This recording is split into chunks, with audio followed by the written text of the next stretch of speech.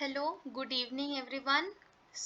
Myself Ananya Banerjee, and this is the third part of the lecture series of the poem My Mother at 66, which is the NCERT English poem of Flamingo.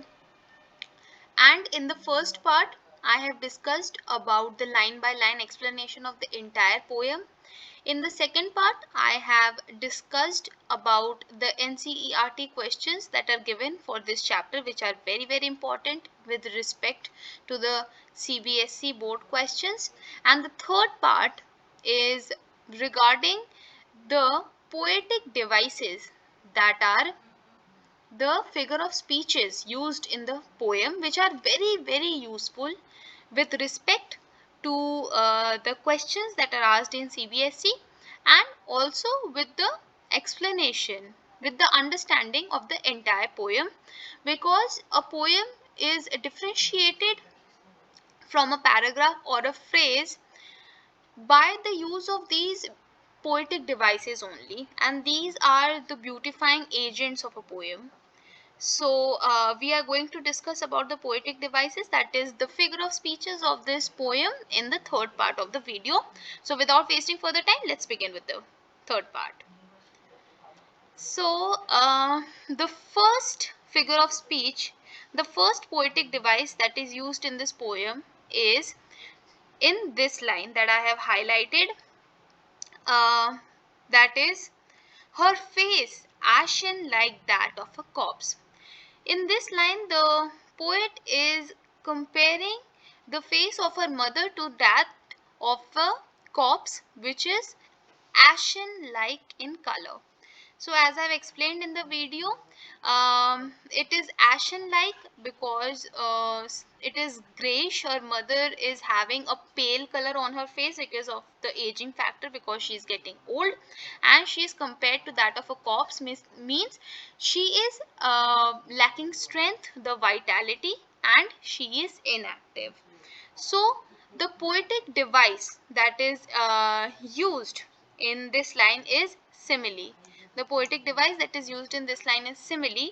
And defining what simile is, because you must be having the question that what actually simile is.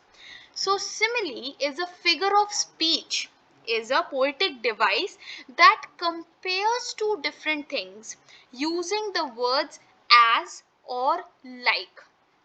And in this example, the poet has used the word like. So simile is a poetic device that compares two things, two different things, two very different things, by using the words as or like. It is basically used to describe one thing by comparing it to another thing that is perhaps unrelated. That means the two things are completely unrelated, but they are compared in this poetic device simile. Explaining it in Hindi, कोई भी दो चीज जो एकदम ही अलग हो एक दूसरे से, बट इन द पोएम, कविता में हम लोग दोनों को एक दूसरे के साथ कंपेयर करें, तो उस पोएटिक डिवाइस को हम लोग सिमिली कहते हैं. फॉर एग्जाम्पल, जब हम लोग हिंदी में किसी का कंपैरिजन किसी दूसरे चीज से करते हैं, जैसे कि श्याम चीता की तेजी के साथ दौड़ता है. इन दिस एग्जाम्पल, इस एग्जाम्पल में श्याम और चीता के बीच में एक कंपैरिजन सेट हुआ है. दोनों बिल्कुल डिफरेंट चीज है. One is a human being, one is an animal, but दोनों के बीच का कंपैरिजन इस वजह से सेट किया है so that the quality of Shyam of running fast is compared to that of cheetah, because cheetah also runs fast. Also, other examples of simile are, he ran as fast as lightning. Light की speed से दौड़ रहा है, बहुत fast दौड़ रहा है. As sweet as honey, शहद की तरह मीठा. So these are few examples of simile. Also, a point that is to be noted here regarding the definition of simile is that simile is often used as a hyperbole or exaggeration for emphasizing the subject that is compared. मतलब जिस subject को हम लोग main character बनाकर उसको किसी दूसरे चीज के साथ कंपेयर करते हैं, उसको हम लोग बहुत ही ज्यादा हाइपर बोल कर देते हैं, बहुत ही ज्यादा एग्जैजरेट कर देते हैं, मतलब उसको अतिशयोक्ति कर देते हैं हम लोग, उसकी अति तारीफ करना या अति बुराई करना। अति is exaggeration. So simile is a kind of exaggeration, is a kind of atishayokti alankar according to Hindi. So this was all about simile, and similarly in this example the poet is comparing her mother's face to that like a corpse, her face ashen like that of a corpse. Fine. Now moving to the second example of poetic device used in the poem is young trees sprinting. As I've already explained, poet was sitting inside the car, she was having all these negative thoughts and she wanted to forget all these negative thoughts, and therefore she started looking out of the window and she saw the trees moving backwards. So trees sprinting, the poetic device used here is metaphor. Now what actually metaphor is? So metaphor is a figure of speech that compares two subjects without using the words as or like. So metaphor is also the figure of speech that compares two subjects, that compares two different things. But what is the difference from simile? That it compares without using the words as or like. A very famous example of Shakespeare is all the world's a stage and all the men and women merely players. So here the world is said to be stage, means world stage है, और जो men and women है वो merely players है, मतलब वो merely actors हैं. So this is what metaphor means.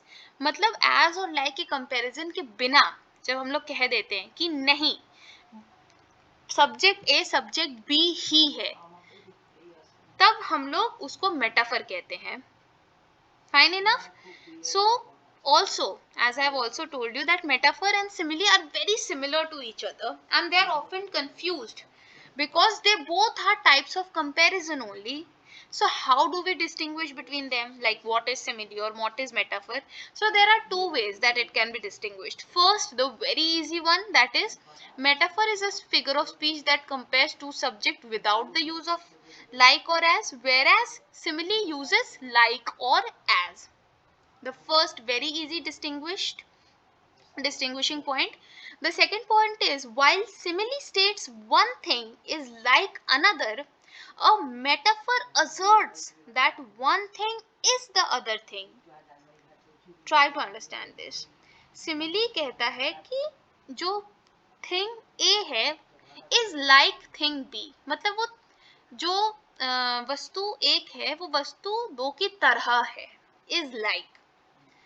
But whereas metaphor asserts, मतलब वो दावा करता है कि जो व्यक्ति या जो व्यक्ति एक है वो व्यक्ति दो की तरह है.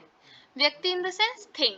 जो वस्तु एक है वो वस्तु दो है. Try to understand this. I am giving you an example to make it more clear. अगर हम लोग सिमिली का एग्जाम्पल देखें तो it will say David runs like a चीता, और अगर हम लोगों को उसको मेटाफर बनाना है तो हम लोग क्या कहेंगे, David is a cheetah. There is a difference. David runs like a cheetah, David चीता की तरह दौड़ता है.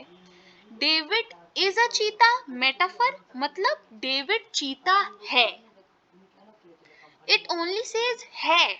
It is emphasizing. It is not saying like, हाँ as उसके जैसा है, हाँ उसकी तरह है. No, it is not saying उसकी तरह है उसके जैसा. It is saying वो है.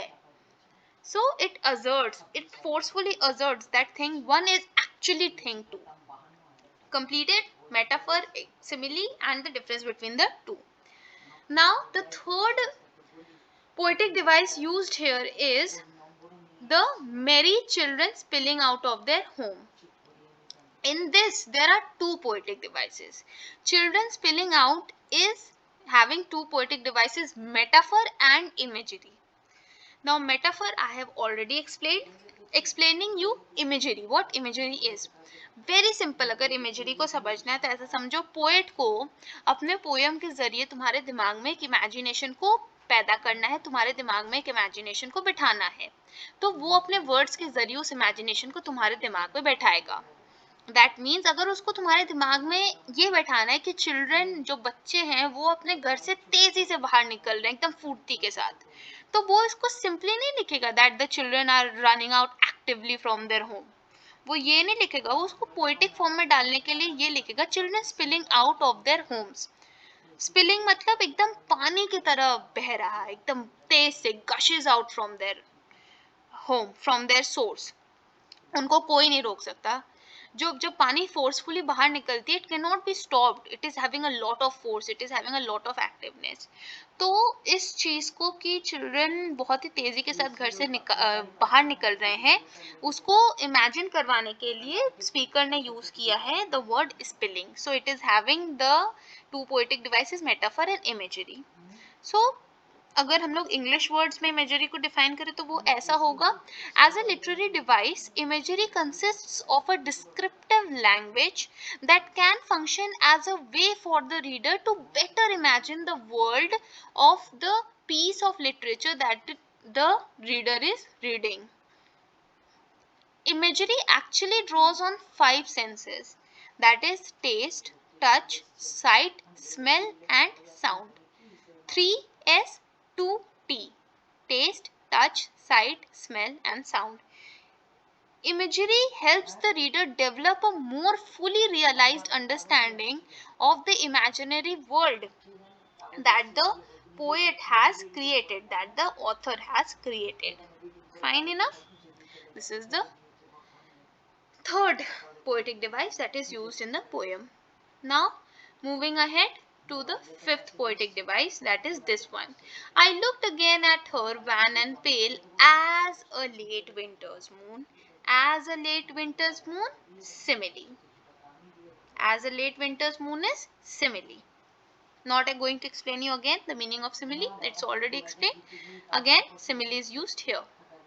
Now the last poetic device, which is very important according to the poem, that is, all I did was smile and smile and smile. In this, the word smile is repeating 3 times. So simply the figure of speech is repetition. Now what repetition is? So repetition is a literary device that involves intentionally using a word or a phrase 2 or more times in a written piece of art for providing it the strength and the effect, for making it noticeable. A very common example which we have read in the poem, the repetition is rain, rain, go away. So in this, rain has to be emphasized, that पानी बरस रहा है, पानी को भगाना है, so rain, rain, go away. So this is the repetition that is used. This was the repetition figure of speech that was used in the poem, the last figure of speech. So with this we come to the end of part 3 of this lecture series on My Mother at 66, which includes the figure of speeches, the poetic devices that are used in the poem, and all these figure of speeches and literary devices along with the actual definition of the poetic device is very important, because it can be asked in the CBSE examinations, and also it will help the student to understand the poem in a very better way, in a much better way. And also those students are interested in joining English courses after their 12th, that is in their graduation, like English honors or literature subject, then it is very very important for them, because poetic devices is the beautifying agent, is the main heart and soul of poems. So this was about the third part.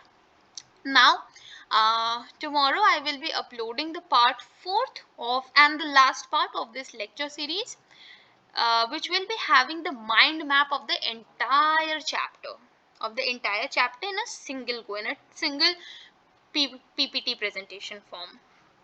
So stay tuned with us, revise the things, and take care of yourselves. Stay at home.